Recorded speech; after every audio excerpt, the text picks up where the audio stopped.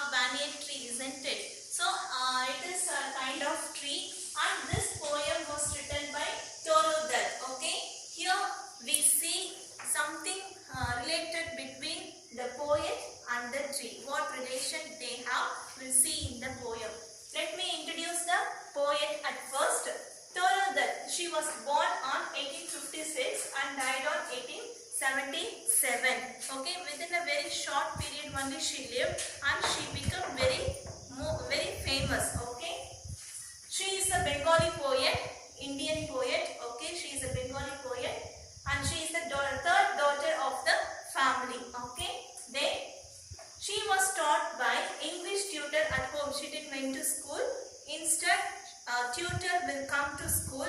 Okay, like a teacher, a tutor will come to school. So she was taught by the English tutor at home. Tutor means we are like a teacher. Okay, they will come to home and they will teach for the particular student. Okay, particular girl or some particular girl or a boy. Okay, she was educated from home, and her well-known collections. Okay, see just how many years she lived.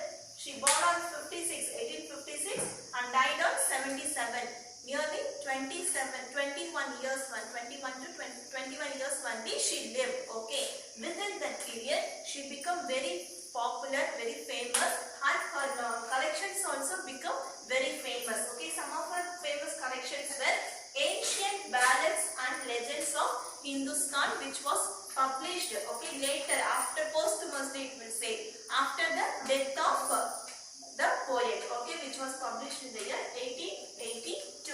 And Sheep Breed in French Fields, which was published in the year 1875. Okay, that means her collections have become popular, and which was published after her death.